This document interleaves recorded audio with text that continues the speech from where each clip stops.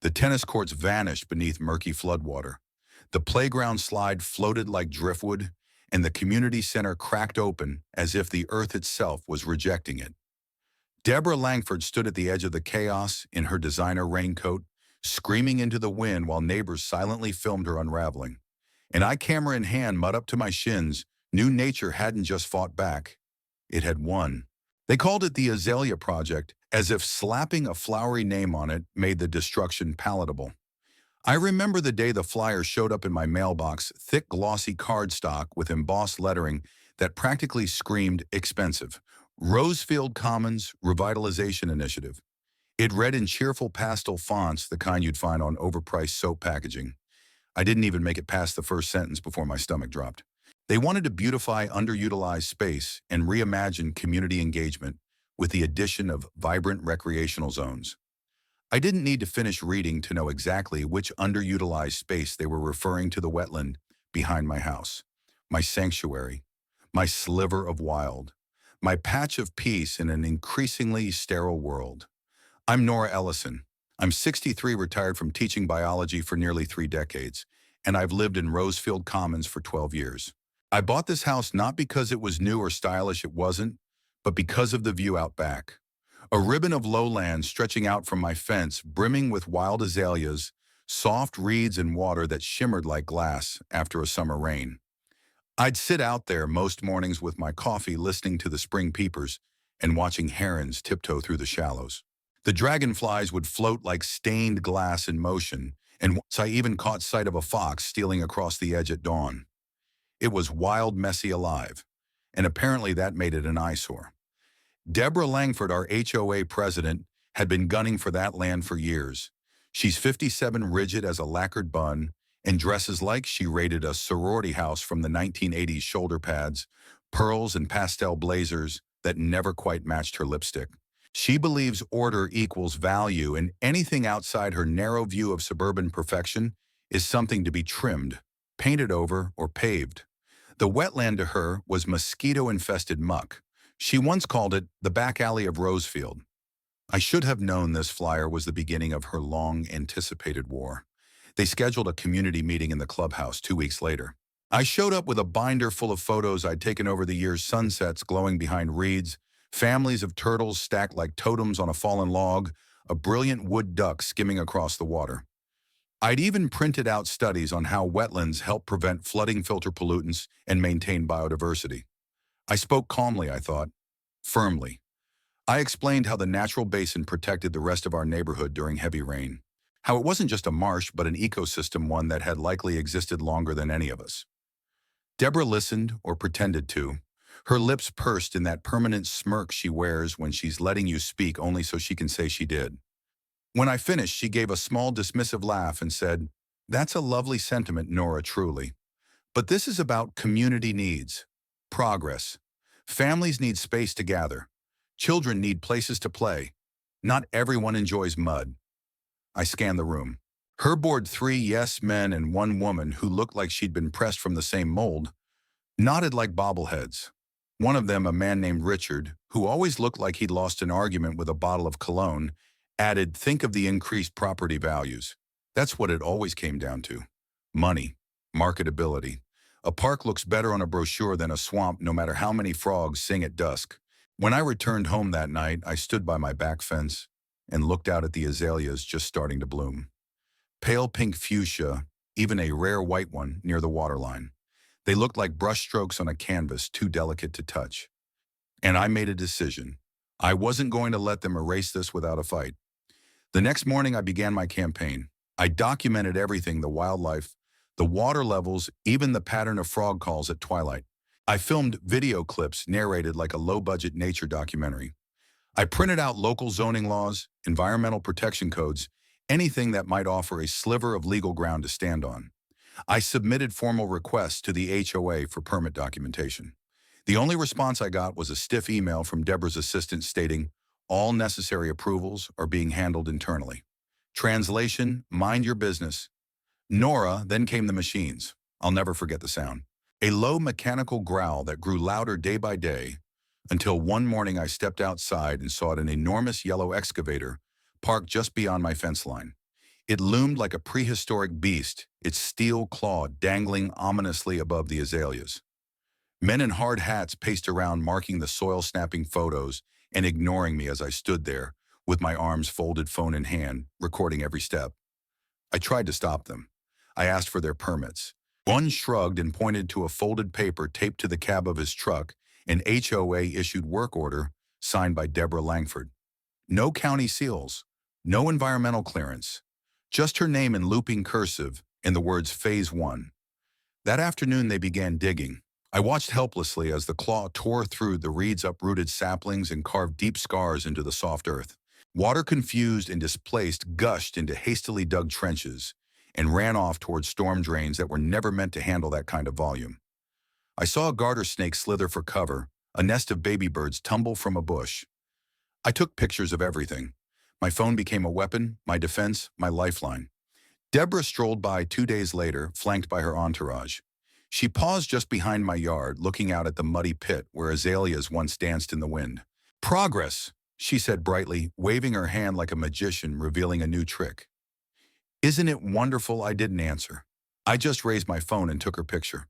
They worked fast. Within a week, the wetland was a memory, leveled, drained, and peppered with construction flags. Dump trucks rolled in with gravel, and men spread plastic mesh and rebar where frogs once leapt.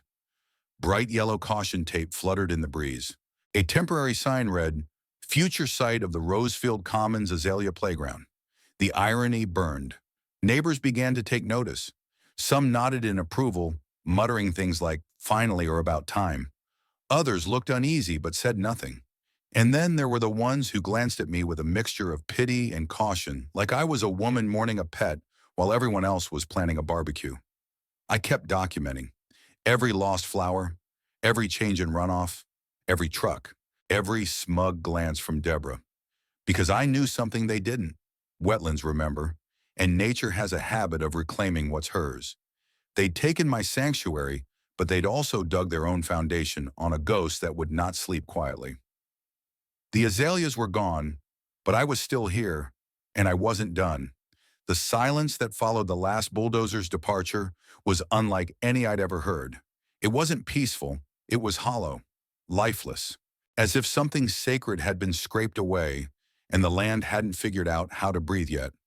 The frogs had gone quiet, the dragonflies didn't return, the azaleas, my azaleas, had been reduced to crushed petals and tire tracks. But as I stood at my fence camera in hand, watching the bare soil crack under a spring sun that suddenly felt too bright, I knew this wasn't over. Deborah Langford had won the first round, grinning from beneath her sun hat like a suburban pharaoh, but she didn't understand what she'd done. This wasn't just about flowers or frogs. She had disrupted balance, and nature doesn't forget. Within days, construction crews were back. They poured gravel over what used to be soft earth, layering it like bandages over a wound they didn't understand. Huge slabs of concrete were laid where reeds once grew. They installed a bright plastic playground shaped like a daisy, each petal a different slide or climbing wall. It looked like something out of a catalog, soulless and garish, blazing under the sun, with nowhere for children to hide from the heat. Then came the tennis court's slick green asphalt boxed in with chain-link fencing, reflecting sunlight so harsh it made your eyes water just walking past. I noticed small things. Soil that had once absorbed rainwater now baked into brittle flakes. The sound of birdsong was thinner. Neighbors who used to wave now averted their eyes. A few whispered about the changes, the speed, the silence of it all. And then there were the ones who beamed with HOA-approved satisfaction, murmuring about property value and modern amenities as if those phrases were holy scripture. I didn't have the power of a bulldozer or the ear of a boardroom, but I had something else: records, maps, photos, and a slow-boiling anger that sharpened into purpose. I started with the county clerk's office, then moved to zoning and environmental protection. It took hours of digging, but what I found was chilling: no permits, no environmental impact study, nothing filed, nothing approved, just a paper trail of internal HOA minutes, if they even existed, that no one outside their inner circle had ever seen. That's when I reached out to Frank Delaney. He was 84, a World War II veteran who walked with a cane but remembered everything. His house sat 2 doors down, and he'd lived in Rosefield Commons longer than anyone else. I brought him coffee and told him what they'd done. Frank listened, his eyes narrowing beneath thick silver brows. Then he stood limped into his study and returned with a box of yellow documents, old property surveys, soil maps, even aerial photographs from the 1970s that clearly marked the area behind our homes as seasonal wetland. "You're not crazy, Nora," he said quietly. They just paved over a sponge. Aaron and Caleb Monroe were next. A young couple newly moved and progressive and polite who had spoken up once at the meeting but had gone quiet since. When I showed them the photos of the flooding near their foundation from just 2 years prior and explained the wetland's natural drainage role, they turned pale. "They never told us," Aaron whispered. "Our realtor said it was a dry lot." That's when the real resistance began. We weren't just homeowners anymore. We were investigators, witnesses, archivists. I compiled binders, color-coded, tabbed, dated. I took daily photos of water pooling in unexpected corners. I measured soil moisture. Caleb, an amateur drone pilot, began filming overhead footage. Frank annotated the maps. Aaron combed through HOA bylaws and found clauses about fiduciary duty, environmental compliance, and liability exposure. But the land was already responding in its own quiet language. Then came the rain. The storm didn't have a name like hurricanes do. It didn't roar in with drama. It just settled over us like a blanket soaked in ice water. For 3 straight days, a stalled tropical system dumped nearly 10 inches of rain. The air was thick, the sky hung low, and the water came. Fast, ruthless. I watched from my living room as puddles formed in places that had never seen standing water. The playground, the one shaped like a daisy, began to sink. By the second night, it looked like a wilted flower drowning in a shallow pond. The tennis courts were slick with runoff, then submerged by morning, their lines blurred under inches of murky, debris-laced water. Kids' bikes were abandoned at the curb, water lapping at the tires. I grabbed my camera and waded into my backyard, snapping photos, documenting timestamps, narrating like it was a live broadcast. Then I saw at the foundation of the community center. Concrete cracked down the middle.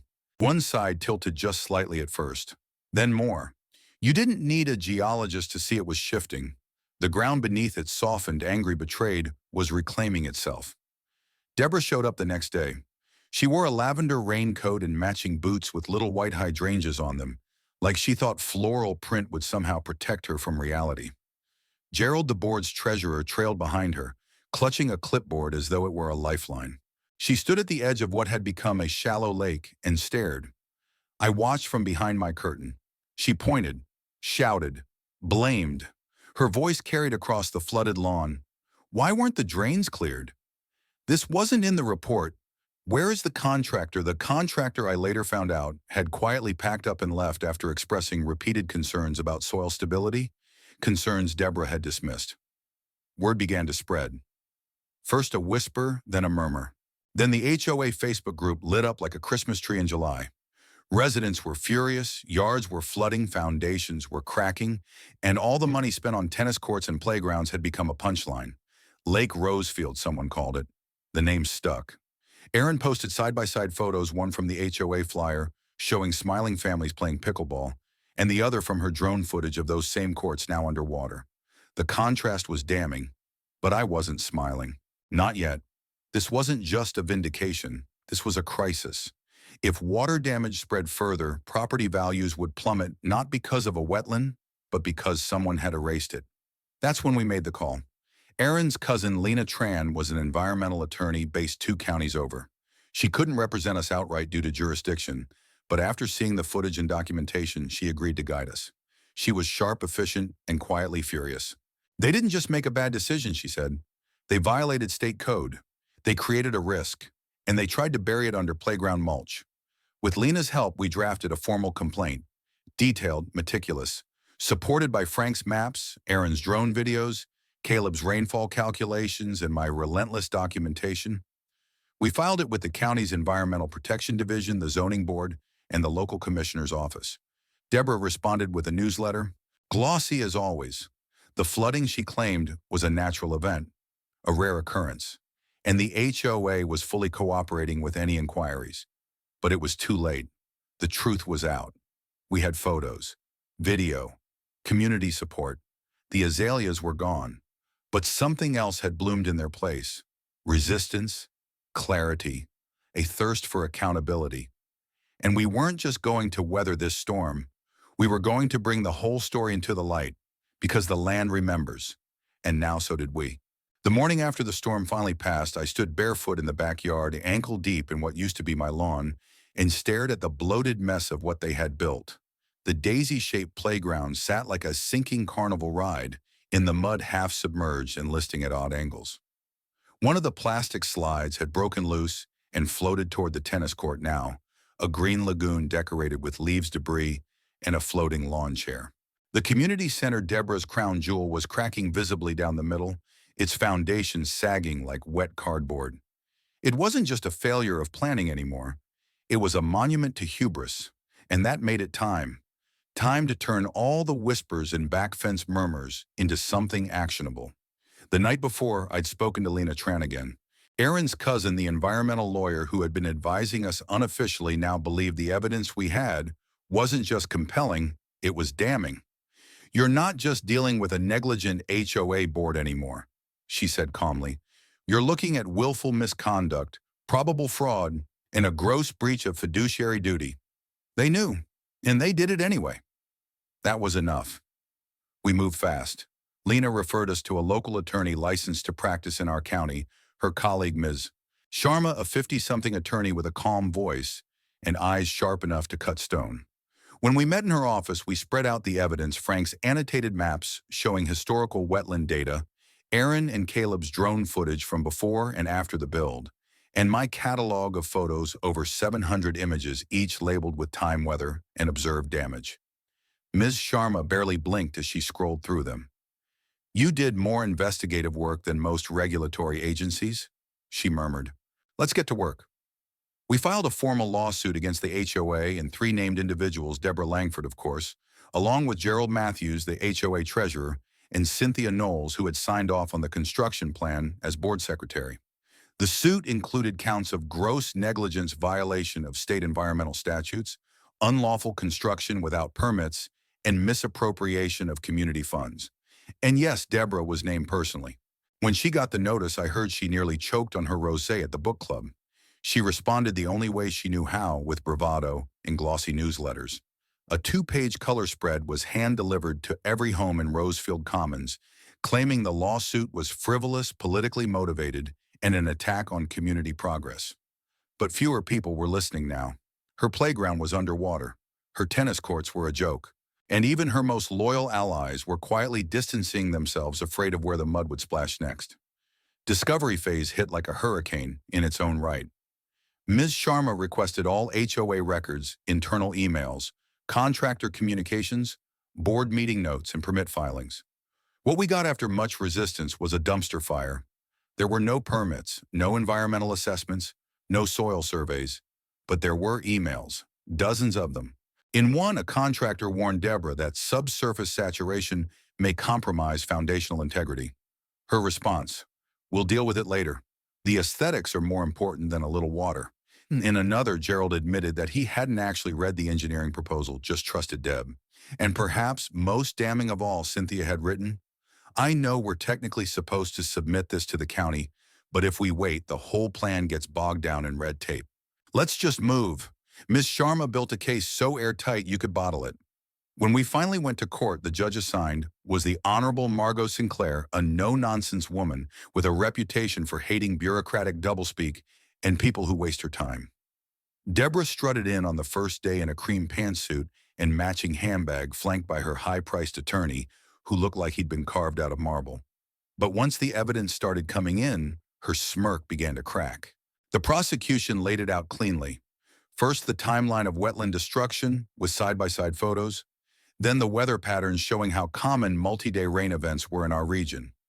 Then testimony from Frank recalling how the land had always held runoff for the entire neighborhood. Then came Aaron's drone footage of the flooding. And finally, Ms. Sharma played a time-lapse sequence I'd edited to gather my photos from lush azaleas, blooming along the marsh edge, to bulldozers tearing through reeds, to bare dirt, to concrete, to standing water and sagging structures. You could feel the air shift in the courtroom. Even the judge leaned forward. Deborah's attorney tried to argue acts of God, unprecedented weather, and community interest. But Ms. Sharma tore it apart. What's unprecedented, she said coolly, is a board knowingly violating environmental law, misleading their neighbors, and using HOA funds for an unpermitted vanity project built on unstable ground. This wasn't a natural disaster. This was a deliberate one. Deborah finally took the stand. Under oath, stripped of her newsletters and pastel armor, she faltered. She denied knowing permits were required until Ms. Sharma showed her an email from 6 months prior where she literally wrote, "If the county gets involved, we'll never get this finished before summer." Gerald folded instantly, blaming Deborah for everything. Cynthia tried to claim she just signed what was put in front of her. The judge was unmoved. After 2 weeks of testimony and thousands of pages of evidence, the verdict came down hard. The HOA was found grossly negligent. Deborah Langford, Gerald Matthews, and Cynthia Knowles were each found personally liable for breaching fiduciary duty and violating state environmental regulations. Damages were awarded to affected homeowners, including repair compensation for flooding foundation damage and landscaping loss. The judge ordered the HOA to halt all further development. Most significantly, she mandated a full environmental remediation plan to be funded by the HOA and overseen by an independent ecological engineering firm. That meant rebuilding the natural drainage system, removing the submerged courts and playground, and reintroducing native vegetation. I heard Deborah sobbed in her car for an hour after court, but we weren't done yet. The judge, citing the severity of the violations and the calculated indifference to environmental law, referred Deborah's actions to the state attorney's office. A criminal investigation followed. 6 months later, Deborah Langford was indicted on multiple counts of environmental misconduct and reckless endangerment. She took a plea deal, 6 months probation, community service, a personal fine, and a lifetime ban from serving on any HOA board. Her days of clipboard rule were over. The tennis courts gone, torn up by backhoes under the supervision of actual environmental consultants. The playground hauled away in pieces, the warped plastic carted off like failed carnival debris. The community center, unsalvageable, was demolished. In its place, rain gardens, swales, paths lined with mulch and native blooms. A team of engineers and botanists worked with us to design a space that echoed what once was. And in the spring of the following year, I planted new azaleas. I chose the same pink, white, and purple mix that once grew wild near the marsh. They're smaller, younger, but they're strong, and they're growing. So are the frogs. I heard them again last week, croaking softly near the new retention pond.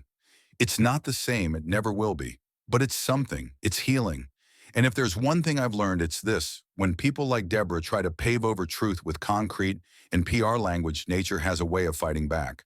Sometimes with water, sometimes with roots, sometimes with frogs, and sometimes with neighbors who remember what was lost and who refuse to let it happen again. Sometimes the greatest threat to our communities doesn't come from the outside, but from within, disguised as progress wrapped in good intentions and led by people who confuse authority with wisdom. In this story of Nora Ellison and the azaleas of Rosefield Commons, we are reminded that when we silence nature for the sake of appearances, we also silence the systems that protect us. Quiet guardians like wetlands, wildflowers, and natural runoff paths. This wasn't just a story about concrete replacing cattails. It was about the cost of arrogance, the danger of unchecked power, and the strength of ordinary people who refuse to stay silent. Nora didn't have a title. She didn't have money or a platform, but she had knowledge. She had evidence. And more importantly, she had resolve. Because of that, a whole neighborhood was spared from long-term environmental disaster, and justice found its way, one photo and one voice at a time. The lesson here is clear: never underestimate the impact of speaking up. If something feels wrong, especially when it involves your home, your environment, or your rights, don't wait for someone else to act. Document everything. Ask hard questions. Build alliances. And when necessary, take the fight beyond the picket fence. HOA boards and neighborhood committees exist to serve the community, not to rule it. When they forget that, it's up to the people to remind them. And here's our advice to you, our listeners: stay vigilant. Stay curious. Don't let smooth words or glossy flyers distract you from what's real. Nature isn't something to be controlled or beautified, it's something to be respected. And if you ever find yourself up against a modern-day Deborah Langford, remember Nora's story. Justice might not always be swift, but with the right evidence, the right allies, and the right amount of determination, it will come. From all of us here at US Justice Story, we want to thank you for listening, for caring, and for standing with those who dare to challenge the system when it goes too far. If this story resonated with you, please consider sharing it because someone out there may be fighting a similar battle and needs to know they're not alone. This is more than just a story about a flooded playground or sinking tennis courts. It's about truth, resilience, and the quiet power of standing your ground sometimes with mud on your boots and justice in your heart. Thanks for being here. Stay strong, stay informed, and as always, keep fighting the good fight.